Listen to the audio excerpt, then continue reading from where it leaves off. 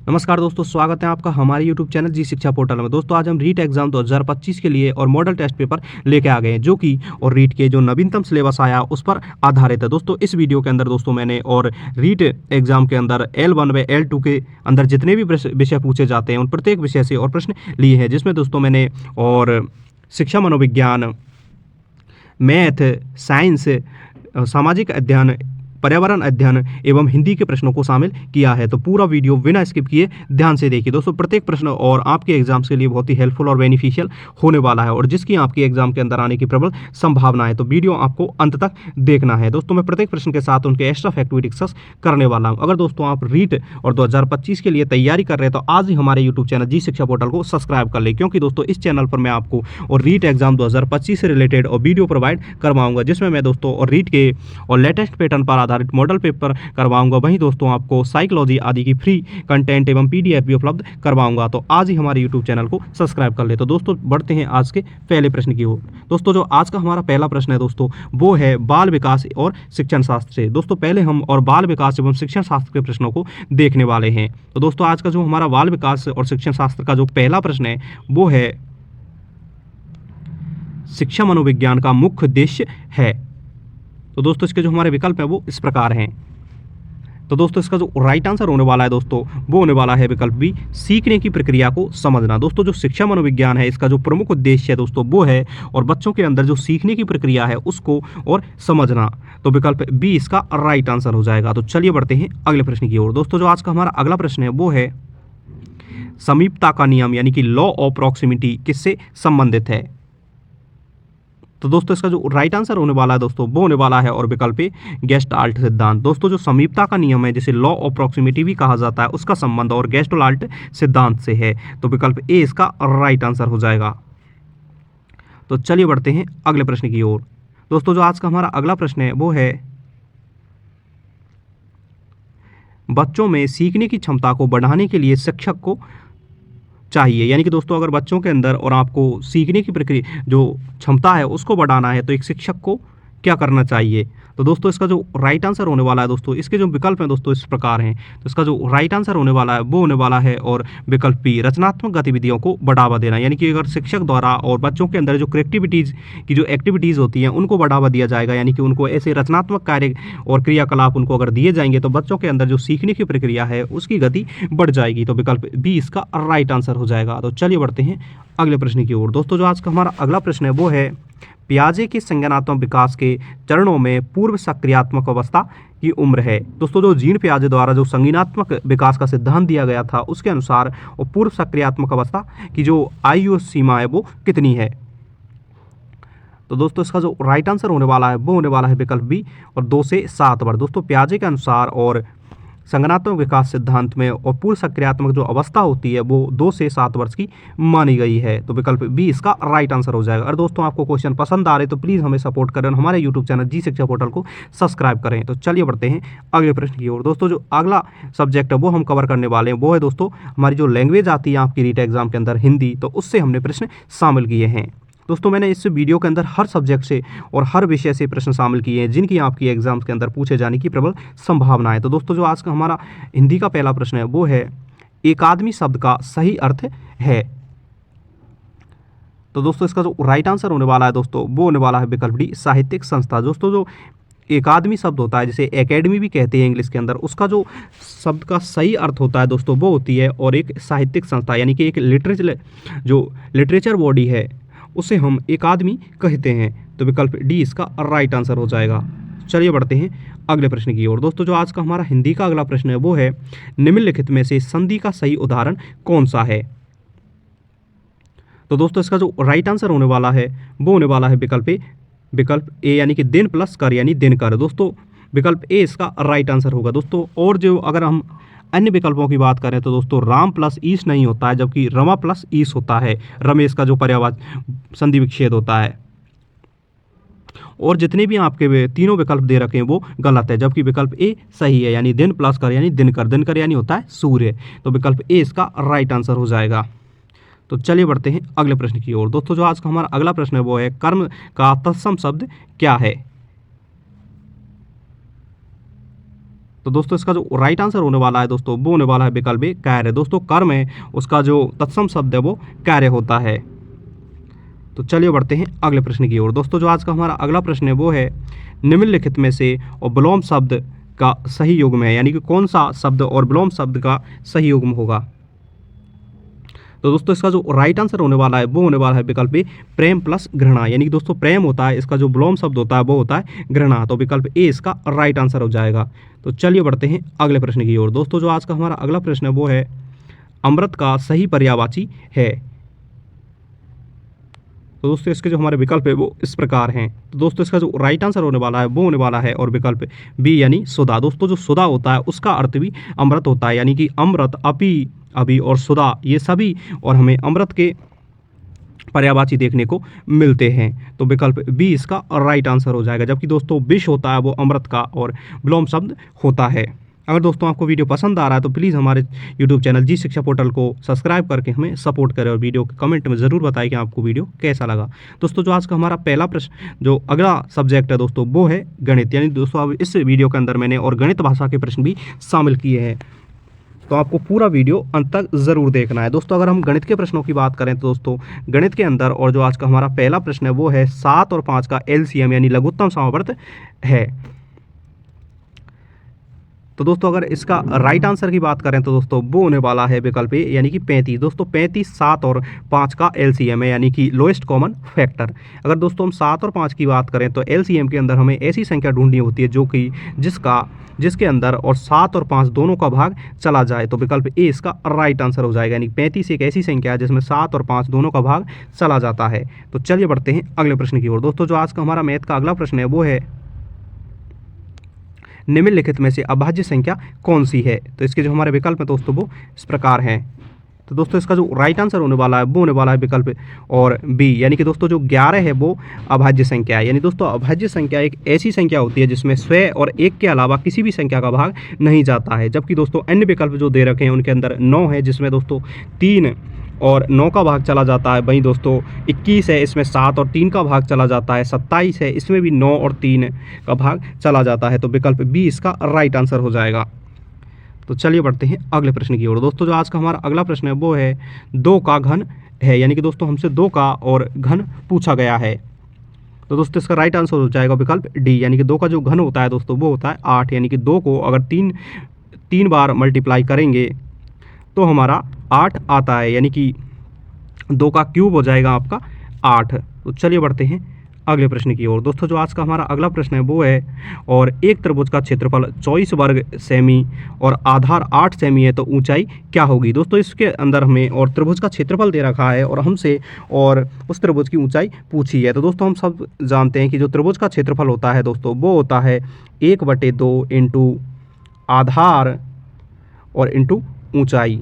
तो दोस्तों इस प्रश्न के अंदर हमें और आधार दे रखा है 8 सेमी, यानी कि इसका जो 24 क्षेत्रफल हो जाएगा वो बराबर में हो जाएगा 1/2 आधार दे रखा है 8 सेमी इंटू इसे x मानते हैं। तो दोस्तों इसका जो राइट आंसर होने वाला है दोस्तों वो होने वाला है विकल्प ए 6, यानी कि 6 उसकी और ऊंचाई निकल कर आ जाएगी। तो विकल्प ए इसका राइट आंसर हो जाएगा। तो चलिए बढ़ते हैं अगले प्रश्न की ओर।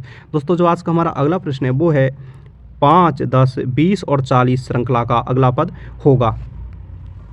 तो दोस्तों इसका जो राइट आंसर होने वाला है वो होने वाला है विकल्प सी 80। दोस्तों 80 और इस श्रृंखला का अगला पद होगा। दोस्तों इसके अंदर एक समांतर श्रेणी दी गई है और उसमें हमें और अगला पद बताना है। दोस्तों अगर हम इसके अंदर जो गैप की बात करें तो दोस्तों हमें 5 और 10 के बीच में और दोस्तों 5 का गैप देखने को मिलता है, जबकि 10 और 20 के बीच में इसका दोगुना हो जाए यानी 10 का गैप हो जाता है। 20 और 40 के बीच में और 20 का गैप हो जाता है, तो 40 और 80 के बीच में और 40 का गैप होगा। तो इससे भी हम इस क्वेश्चन को कर सकते हैं। तो दोस्तों इसका जो राइट आंसर हो जाएगा 80। अगर दोस्तों इसके सूत्र की बात करें तो हम समांतर श्रेणी भी इसमें लगा सकते हैं, जिसका ए एन यानी अंतिम पद का मान होता है a + n-1 इंटू डी। इस फॉर्मूले से भी इसको हम ज्ञात कर सकते हैं। तो चलिए बढ़ते हैं अगले प्रश्न की ओर। दोस्तों आज का अगर आपको वीडियो पसंद आ रहा है तो प्लीज़ हमारे यूट्यूब चैनल जी शिक्षा पोर्टल को सब्सक्राइब करके हमें सपोर्ट ज़रूर करें। दोस्तों अब प्रश्न करने वाले हम इन्वायरमेंटल स्टडी यानी पर्यावरण अध्ययन के प्रश्न देखने वाले हैं। तो पर्यावरण अध्ययन का आज का जो हमारा पहला प्रश्न है वो है पौधों में भोजन का निर्माण और किस प्रक्रिया द्वारा होता है। तो दोस्तों इसका जो राइट आंसर होने वाला है वो होने वाला है विकल्प बी, प्रकाश संश्लेषण। दोस्तों प्रकाश संश्लेषण की प्रक्रिया द्वारा और पौधों में और भोजन का निर्माण होता है। अगर दोस्तों हम प्रकाश संश्लेषण प्रक्रिया की बात करें तो दोस्तों इसके लिए जो आवश्यक तत्व हैं दोस्तों वो होता है सूर्य का प्रकाश, हरित लवण, जल एवं कार्बन डाइऑक्साइड, यानी कि जितनी भी चीज़ें हैं इनकी और उपस्थिति में ही और दोस्तों प्रकाश संश्लेषण की प्रक्रिया संपन्न हो पाती है। तो विकल्प बी इसका राइट आंसर हो जाएगा। तो चलिए बढ़ते हैं अगले प्रश्न की ओर। दोस्तों जो आज का हमारा अगला प्रश्न है वो है निम्नलिखित में से कौन सा जल का स्रोत है। तो दोस्तों इसका जो राइट आंसर होने वाला है दोस्तों वो होने वाला है और विकल्प सी, नदियाँ। दोस्तों नदियाँ हैं वो जल का प्रमुख स्रोत मानी जाती है। अगर दोस्तों हम जल के प्रमुख स्रोतों की बात करें तो दोस्तों जो महासागर हैं वो जल के सबसे बड़े स्रोत हैं, जबकि नदियाँ, झीलें, तालाब आदि और जल के अन्य स्रोत हैं। तो विकल्प सी इसका राइट आंसर हो जाएगा। तो चलिए बढ़ते हैं अगले प्रश्न की ओर। दोस्तों जो आज का हमारा अगला प्रश्न है वो है किस गैस को जीवन का आधार कहा जाता है। तो दोस्तों इसका जो राइट आंसर होने वाला है वो होने वाला है विकल्प ए, ऑक्सीजन। दोस्तों जो ऑक्सीजन है जिसे हम O2 भी कहते हैं, यो इसे गैस को और जीवन का आधार मानते हैं, क्योंकि दोस्तों हम सभी जितने भी मनुष्य हैं, जितने भी जीव जंतु हैं, सभी और श्वसन के अंदर ऑक्सीजन गैस ग्रहण करते हैं, जिसका प्रमुख कार्य दोस्तों और हमारे शरीर के सभी अंगों तक और दोस्तों उनकी कोशिकाओं के लिए खाने को पहुंचाना है, यानी कि हीमोग्लोबिन के थ्रू ऑक्सीजन और सभी कोशिकाओं तक जाती है। तो विकल्प ए इसका राइट आंसर हो जाएगा। चलिए बढ़ते हैं अगले प्रश्न की ओर। दोस्तों जो आज का हमारा अगला प्रश्न है वो है और अंतर्राष्ट्रीय सोलर अलायंस का मुख्यालय कहाँ स्थित है। तो दोस्तों इसका जो राइट आंसर होने वाला है वो होने वाला है विकल्प ए, गुरुग्राम। दोस्तों गुरुग्राम और हरियाणा के अंदर हमें अंतर्राष्ट्रीय सोलर अलायंस का मुख्यालय देखने को मिलता है, जिसका निर्माण 2015 के अंदर और किया गया था। तो विकल्प ए इसका राइट आंसर हो जाएगा। दोस्तों जो आज का हमारा अगला प्रश्न है वो है और विश्व पृथ्वी दिवस कब मनाया जाता है। दोस्तों इस प्रश्न के अंदर पूछा गया है कि जो अंतर्राष्ट्रीय पृथ्वी दिवस है वो कब मनाया जाता है। तो दोस्तों इसका जो राइट आंसर होने वाला है दोस्तों वो होने वाला है विकल्प बी और 22 अप्रैल। दोस्तों 22 अप्रैल को प्रतिवर्ष और पृथ्वी दिवस मनाया जाता है। अगर दोस्तों हम पृथ्वी दिवस की बात करें तो दोस्तों यह है और 1992 यानी 22 अप्रैल 1992 के अंदर और रियो डी जेनेरो ब्राज़ील शहर के अंदर और पृथ्वी सम्मेलन हुआ था, तभी से दोस्तों और पृथ्वी दिवस मनाने की शुरुआत हुई थी। तो विकल्प बी इसका राइट आंसर हो जाएगा। और दोस्तों आपको क्वेश्चन पसंद आ रहे तो प्लीज़ हमें सपोर्ट करें और हमारे यूट्यूब चैनल जी शिक्षा पोर्टल को अभी सब्सक्राइब करें। मैं आपको विश्वास दिलाता हूं कि इस चैनल द्वारा आपको कभी निराश नहीं किया जाएगा। तो चलिए बढ़ते हैं अगले प्रश्न की ओर। दोस्तों अब हम प्रश्न करने वाले हैं सामाजिक अध्ययन यानी कि सोशल स्टडी के प्रश्न अब हम देखने वाले हैं। दोस्तों सबसे पहले अगर हम सोशल स्टडी के प्रश्न की बात करें तो वो है भारत का राष्ट्रीय गान किसने लिखा। तो दोस्तों इसका जो राइट आंसर होने वाला है वो होने वाला है विकल्प ए, रविंद्रनाथ टैगोर। दोस्तों रविंद्रनाथ टैगोर द्वारा भारत का राष्ट्रीय गान लिखा गया था। अगर दोस्तों हम भारतीय राष्ट्रीय गान के सबसे पहले और दोस्तों इसका जो वाचन है वो दोस्तों 1911 के अंदर और जो कलकत्ता अधिवेशन हुआ था उसके अंदर और सबसे पहले इस भारत के राष्ट्रीय गान को रविंद्रनाथ टैगोर द्वारा और कलकत्ता के अंदर गाया गया था। तो विकल्प ए इसका राइट आंसर हो जाएगा। और दोस्तों हम विकल्प बी की बात करें तो बंकिम चंद्र चट्टोपाध्याय द्वारा भारत का जो राष्ट्रीय गीत है वंदे मातरम उसकी रचना की गई थी। तो चलिए बढ़ते हैं अगले प्रश्न की ओर। दोस्तों जो आज का हमारा अगला प्रश्न है वो है कौन सा भारतीय राज्य मसालों के उत्पादन के लिए प्रसिद्ध है। तो दोस्तों इसका जो राइट आंसर होने वाला है वो होने वाला है विकल्प बी, केरल। दोस्तों केरल राज्य को और मसालों के राज्य के नाम से भी जाना जाता है, क्योंकि दोस्तों केरल राज्य और सर्वाधिक मात्रा में भारत के अंदर मसाले उत्पादित करता है। तो विकल्प बी इसका राइट आंसर हो जाएगा। दोस्तों केरल राज्य ही और सर्वाधिक मात्रा में और केले का उत्पादन भी करता है। वहीं दोस्तों केरल राज्य में हमें साइलेंट वैली, पेरियार जैसे राष्ट्रीय उद्यान भी देखने को मिलते हैं। और केरल राज्य की और दोस्तों जो साक्षरता दर है वो और भारत के अंदर सर्वाधिक मानी जाती है। वहीं दोस्तों और महिलाओं का और घनत्व और साक्षरता भी केरल के अंदर सर्वाधिक है। तो विकल्प बी इसका राइट आंसर हो जाएगा। तो चलिए बढ़ते हैं अगले प्रश्न की ओर। दोस्तों जो आज का हमारा अगला प्रश्न वो है अशोक धर्म चक्र कहाँ स्थित है। दोस्तों तो इसका जो दोस्तों राइट आंसर होने वाला है दोस्तों वो होने वाला है और विकल्प ए, राष्ट्रीय ध्वज। दोस्तों जो हमारा तिरंगा है उसके अंदर हमें और जो अशोक चक्र है वो देखने को मिलता है, जिसमें दोस्तों और 24 तीलियां हमें देखने को मिलती है, जो कि हमारे और निरंतर प्रगति को दर्शाती है। तो विकल्प ए इसका राइट आंसर हो जाएगा। और दोस्तों हम धर्म चक्र परिवर्तन की बात करें तो और बुद्ध द्वारा धर्म चक्र परिवर्तन और सारनाथ के अंदर किया गया था। तो चलिए बढ़ते हैं अगले प्रश्न की ओर। दोस्तों जो आज का हमारा अगला प्रश्न है वो है सिंधु घाटी सभ्यता का प्रमुख नगर कौन सा था। तो दोस्तों इसका जो राइट आंसर होने वाला है वो होने वाला है विकल्प बी, हड़प्पा। दोस्तों हड़प्पा और सिंधु घाटी सभ्यता का और और प्रमुख नगर था। अगर दोस्तों हम सिंधु घाटी सभ्यता की बात करें तो इसकी खोज और दयाराम साहनी के द्वारा 1921 में मोहन की गई थी। तो विकल्प बी इसका राइट आंसर हो जाएगा।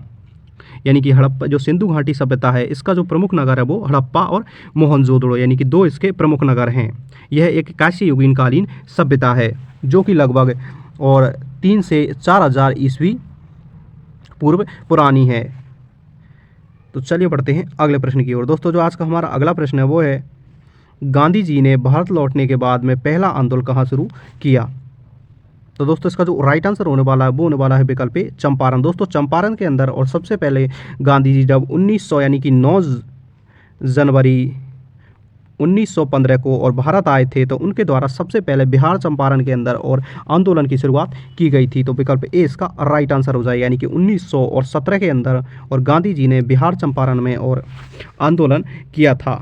आई होप कि आपको वीडियो हेल्पफुल लग रहा होगा। तो प्लीज़ हमें सब्सक्राइब करके और कमेंट में और ज़रूर बताएं कि आपको वीडियो कैसा लग रहा है। तो चलिए बढ़ते हैं अगले प्रश्न की ओर। दोस्तों अब हम साइंस के प्रश्न करने वाले हैं, जिसमें दोस्तों आज का हमारा साइंस का पहला प्रश्न है वो है, मानव शरीर में सबसे बड़ा अंग कौन सा है? तो दोस्तों इसका जो राइट आंसर होने वाला है वो होने वाला है विकल्प सी, यानी कि त्वचा दोस्तों मानव शरीर का सबसे बड़ा अंग है। तो विकल्प सी इसका राइट आंसर हो जाएगा। इसीलिए दोस्तों हर्फलमोला अंग के नाम से भी हम त्वचा को जानते हैं। तो चलिए बढ़ते हैं अगले प्रश्न की ओर। दोस्तों जो आज का हमारा अगला प्रश्न है वो है, विटामिन सी की कमी से कौन सा रोग होता है? तो दोस्तों इसका जो राइट आंसर होने वाला है दोस्तों वो होने वाला है विकल्प बी स्कर्वी। दोस्तों जो स्कर्वी रोग है वो विटामिन सी की कमी से होने वाला एक रोग है। दोस्तों इसमें और जो हमारे मुंह के जो दांत है वो सड़ने लगते हैं। तो विकल्प बी इसका राइट आंसर हो जाएगा।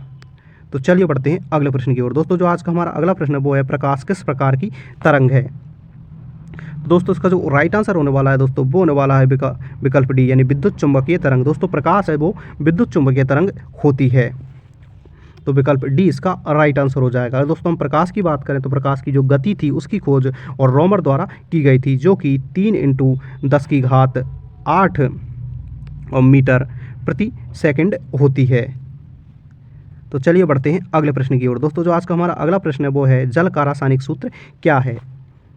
तो दोस्तों इसका जो राइट आंसर होने वाला है वो होने वाला है विकल्प बी, यानी H2O। दोस्तों H2O और जल का रासायनिक सूत्र है, जिसमें 2 और हाइड्रोजन के अणु व 1 ऑक्सीजन का अणु मिलकर और जल का निर्माण करते हैं। वहीं दोस्तों CO2 कार्बन डाइऑक्साइड का सूत्र होता है, जबकि CH4 और हमें मीथेन का सूत्र देखने को मिलता है। दोस्तों जो आज का हमारे अंतिम प्रश्न की बात करें दोस्तों वो आज का हमारा अंतिम प्रश्न है, हमारे सौरमंडल का सबसे बड़ा ग्रह कौन सा है? तो दोस्तों इसका जो राइट आंसर हो जाएगा वो विकल्प सी हो जाए, यानी बृहस्पति ग्रह हमारे सौरमंडल का सबसे बड़ा ग्रह है। वहीं दोस्तों बुध ग्रह हमारे सौरमंडल का सबसे छोटा ग्रह है। अगर दोस्तों हम सौरमंडल की बात करें तो सौरमंडल और हमारे में कुल 8 ग्रह हैं, जो कि पहले 2006 तक 9 हुआ करते थे, लेकिन 2006 के अंदर और प्लेटो ग्रह को अंतर्राष्ट्रीय खगोलीय संघ द्वारा हटा दिया गया था। तो विकल्प सी इसका राइट आंसर हो जाएगा, यानी बृहस्पति ग्रह सबसे बड़ा ग्रह है जबकि बुध ग्रह सबसे छोटा ग्रह है।